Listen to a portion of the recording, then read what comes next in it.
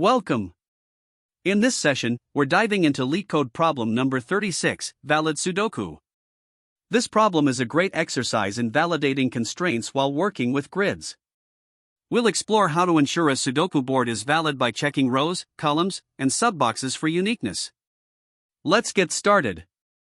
In this problem, we are tasked with determining whether a given 9x9 Sudoku board is valid. For the board to be considered valid, it must satisfy three key conditions. First, every row must have the digits 1 through 9 without any repetitions. Second, every column must also contain the digits 1 through 9, again without repetition. Finally, the board is divided into 9 smaller 3x3 subboxes, and each of these subboxes must also have the digits 1 through 9 without any duplicates. Now, it's important to note that the board may include empty cells, which are represented by the character ... These empty cells are simply placeholders and do not count toward any violations. Additionally, we are not concerned with solving the board, we only need to verify if it adheres to these validity rules. The input is given as a 9x9 two-dimensional array, where each element represents either a digit or an empty cell. The output will be a Boolean value, returning true if the board is valid and false otherwise. To help clarify the problem, let's look at an example. Here, we have a 9x9 board where empty cells are denoted by dots. The goal is to check whether this board is valid according to the rules we just discussed. Now, after running the validation logic, the output for this board is true. This means that all the rows, columns, and 3x3 subboxes meet the criteria of containing unique digits from 1 to 9, with no duplicates present. The presence of empty cells does not affect the validity as long as the rules are not violated. Breaking this example down further, we can see why the board is valid. For instance, in the first row, which is 5, 3, 7, there are no duplicate digits. Similarly, the first column, 5, 6, 8, 4, 7, also has no repeated numbers. Additionally, the top left 3x3 subbox contains 5, 3, 6, 9, 8, and again, there are no duplicates. Each part complies with the rules, which is why the board passes the validation and returns true as the output. Now consider a different example. Here, the board contains a critical issue. Specifically, if we examine the first column, we notice that the digit 8 appears twice. This violates the rule that each column must contain unique digits from 1 to 9, making the board invalid. As a result, the output for this board is false. To further clarify, the constraints for this problem ensure that the board will always be a 9x9 grid, and each cell will contain either a digit from 1 to 9 or an empty placeholder. Some edge cases to consider include a completely empty board, which is always valid, and boards with isolated digits that maintain the rules. Any board with duplicates in a row, column, or subbox will, however, be deemed invalid. To validate a 9x9 Sudoku board, we need to ensure three key conditions: every row, every column, and each 3x3 subbox must only contain unique digits from 1 to 9. Let's explore some approaches to solve this. The first method we can consider is the brute force approach. Here, the intuition is straightforward. We explicitly check rows, columns, and subboxes for duplicate digits by iterating through the board. Using nested loops, we traverse all elements of the board and, for each row, column, and subbox, we count the occurrences of digits using either a hash map or a fixed-size array. However, while this method works, it has some notable drawbacks. Although the time complexity is manageable at O(n)² for a 9x9 board, the manual effort required to handle overlapping subboxes can make the implementation tedious and prone to errors. Additionally, the space complexity of O(n) for the hash map or array is not ideal, given the redundant checks involved. This makes the brute force approach less appealing when we evaluate its practical usability. A more efficient solution is the optimized approach, which uses single-pass validation. The key intuition here is that, instead of checking rows, columns, and subboxes separately, we can validate all three conditions in one traversal of the board. This is achieved by using three sets or hash maps, one to track digits and rows, another for columns, and a third for subboxes. As we traverse the board, we process each cell containing a digit and check whether the digit already exists in its respective row, column, or subbox. If it does, the board is invalid. Otherwise, we add the digit to the appropriate sets. This approach maintains the same time complexity of O n squared, since each cell is processed once, but it is both cleaner and more robust than brute force. Additionally, the space complexity remains O n, as we only need storage for the sets. Another alternative is bit masking, which replaces sets with bit manipulation to track digits. Here, each digit is represented as a bit in an integer, and we use bitwise operations to check for duplicates. While this method is highly space efficient with O(1) space complexity, it is less intuitive and significantly harder to implement, making it less practical for this problem. Given these considerations, the chosen strategy is the optimized approach with single-pass validation. This method strikes the ideal balance between clarity, efficiency, and maintainability. By using sets to track digits in rows, columns, and subboxes, the implementation is straightforward and avoids redundant checks. While bit masking offers better space efficiency, its complexity makes it less suitable for this problem. Similarly, the brute force approach, though conceptually simpler, is error-prone when managing overlapping subboxes and lacks the elegance of the single-pass method. A few key insights make this approach particularly effective. First, the overlapping nature of rows, columns, and subboxes can be managed by mapping each subbox to a unique index using integer division and modulus operations. This eliminates the need for separate handling of subboxes. Second, the use of sets or hash tables allows for quick and efficient duplicate checks, which is critical for maintaining performance. Finally, the fixed board size of 9 by 9 means we can focus on readability and correctness without worrying about scaling the solution to larger boards. When evaluating the trade-offs, the optimized approach offers a clear advantage by prioritizing clarity and simplicity. While it uses a small amount of additional space to maintain the sets, this trade-off ensures the solution is robust and easier to implement. On the other hand, the brute force approach, although simpler in theory, becomes cumbersome in practice due to the manual effort required to handle subboxes, increasing the likelihood of bugs. Bit masking, while highly space efficient, introduces unnecessary complexity and is harder to debug, making it better suited for scenarios with stricter space constraints. Ultimately, the optimized approach achieves the best balance between performance, readability, and ease of implementation, making it the most practical choice for solving the valid Sudoku problem. To validate a 9 by 9 Sudoku board, we need to ensure three key constraints are met. First, each row must only contain unique digits between 1 and 9. Second, each column must follow the same rule, unique digits, no duplicates.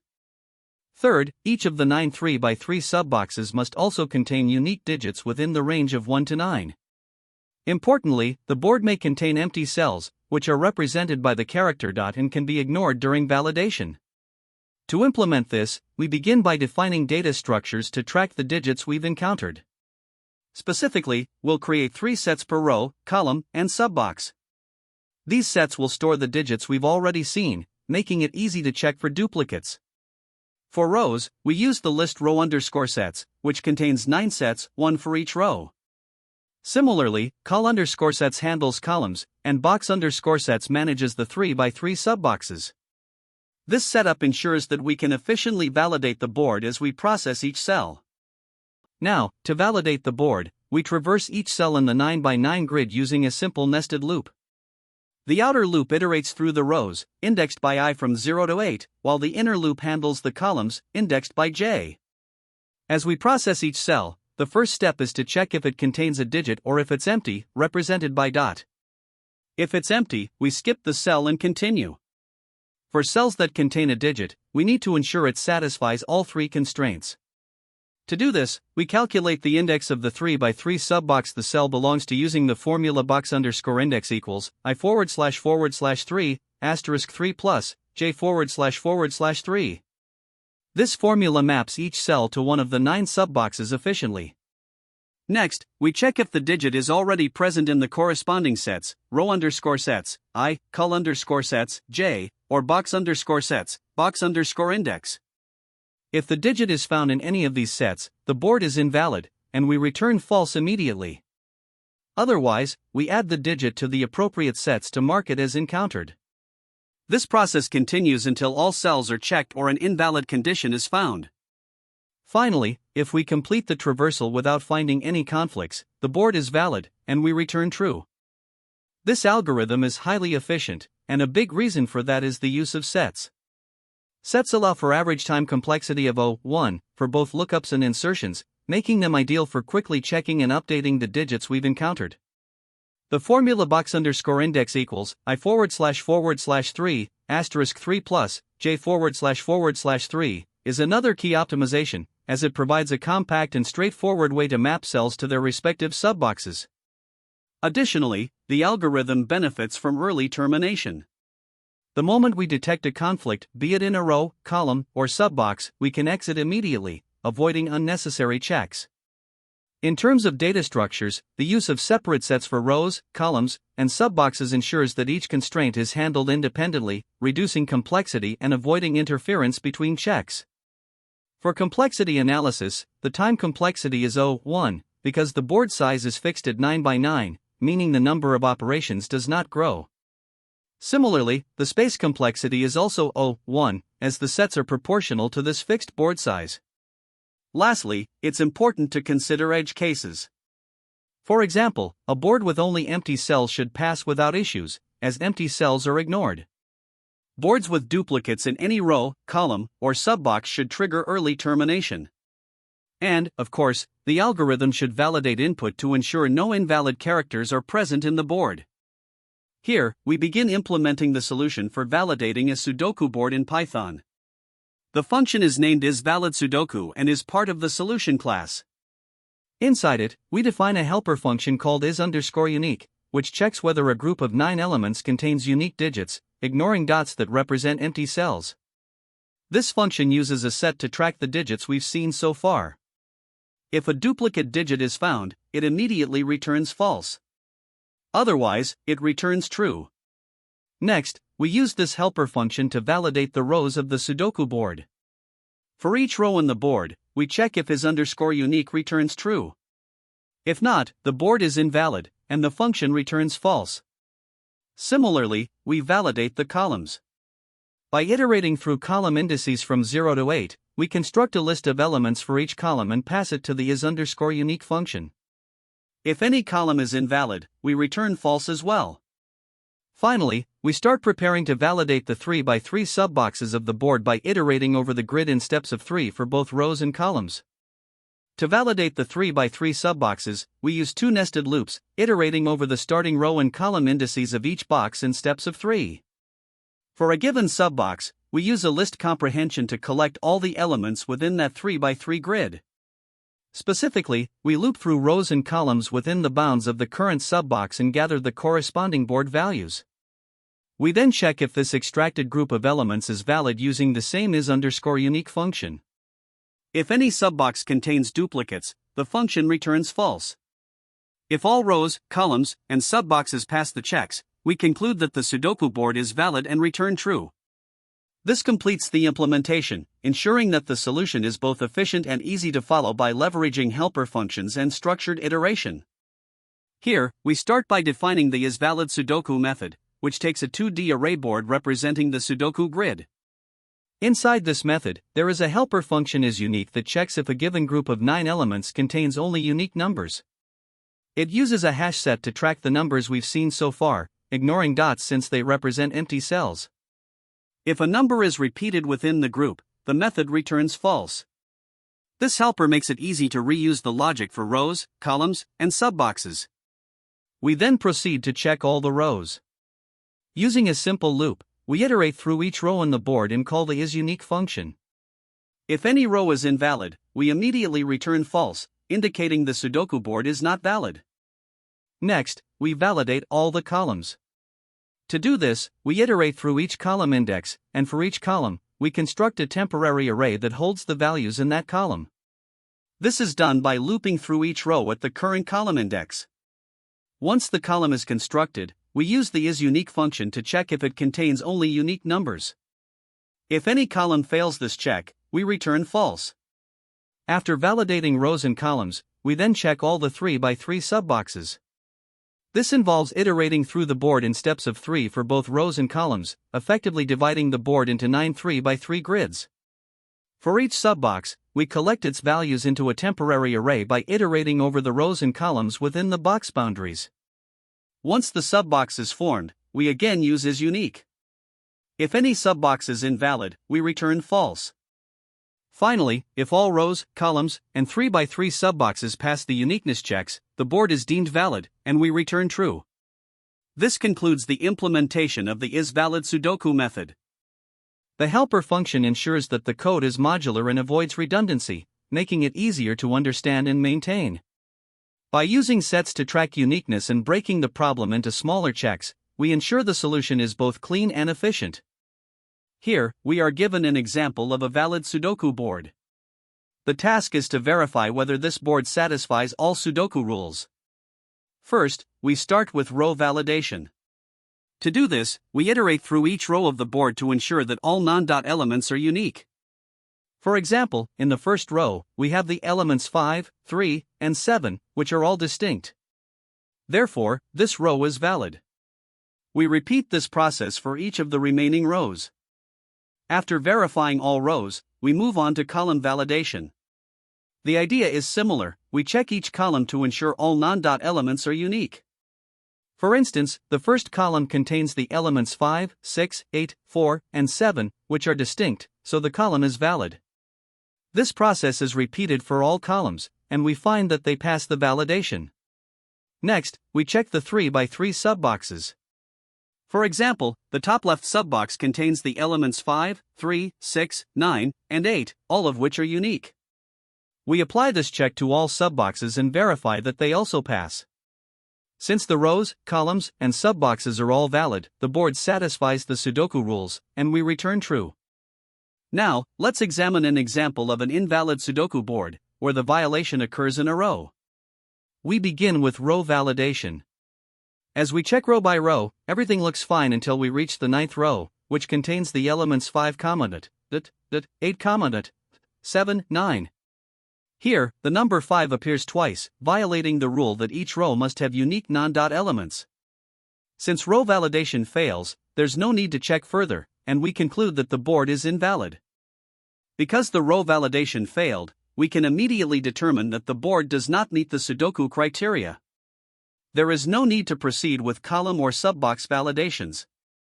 Therefore, we return false as the final output for this example. In this example, we have another invalid Sudoku board, but this time the violation occurs in one of the 3x3 subboxes. First, we perform row validation, and all rows pass as they contain unique non-dot elements. Next, we check the columns, and again, all columns satisfy the uniqueness condition. However, when we validate the 3x3 subboxes, we find a problem in the bottom left subbox. This subbox contains the elements 8, 4, 6, where the number 6 appears twice. This violates the rule that each subbox must have unique non-dot elements. Since the subbox validation fails, we can conclude that the board is invalid and return false. To analyze the time complexity of our solution, we can break it down into 3 main parts, checking rows, columns, and 3x3 subboxes. First, when checking rows, the algorithm iterates over each of the 9 rows, and for each row, it uses the is_unique function to ensure all elements are distinct. Since there are up to 9 elements in a row, this results in 9 iterations for each row and 81 operations in total for all rows. Next, for columns, the algorithm iterates over all 9 columns. For each column, it constructs a list of 9 elements by iterating through the rows and then applies the is_unique function. Again, this results in 81 operations for all columns combined. Finally, for the 3x3 subboxes, the algorithm processes 9 subboxes. For each subbox, it collects 9 elements using 2 nested loops, each iterating 3 times, and then checks their uniqueness. This contributes another 81 operations. Altogether, the algorithm performs 81 operations for rows, 81 for columns, and 81 for subboxes, which sums up to 243 operations. Now that we know the total number of operations is 243, we can conclude that this is constant work since the board size is fixed at 9 by 9. Therefore, the time complexity of the solution is 1. Shifting our focus to space complexity, the auxiliary space usage is primarily determined by the is_unique function. This function uses a set to track the numbers it encounters, and in the worst case, the set stores up to 9 distinct elements, digits from 1 to 9. This results in O9, which simplifies to O1, space for the set. Additionally, when constructing columns or subboxes, the algorithm creates temporary lists of at most 9 elements. These lists are short-lived and discarded after each check, contributing another O9, or O1, to the space complexity. Since all auxiliary space usage remains bounded by constants, the overall space complexity of the solution is also O1. When comparing this solution to a brute force approach, we see a significant optimization. A naive method would involve checking all constraints rows, columns, and subboxes for every single cell in the board. This would mean iterating through all 81 cells and performing multiple checks for each, leading to a much higher time complexity of n squared, where n is the number of cells. By contrast, the given solution avoids redundant checks by directly iterating over rows, columns, and subboxes, achieving a much more efficient O1 time complexity for the fixed 9x9 board. For larger boards, such as an NXN Sudoku, the time complexity would scale linearly with n, resulting in O(n) for rows, columns, and subboxes, and O(n) overall. However, for the standard board, the time complexity remains constant. Lastly, because the algorithm processes all rows, columns, and subboxes regardless of the board's configuration, the best, average, and worst-case scenarios all involve the same number of operations.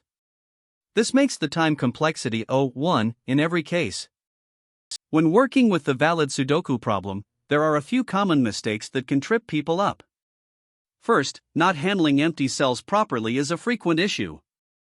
These cells are often represented by a placeholder like a dot, and failing to account for them can lead to false validation errors. It's important to skip these placeholders while performing checks.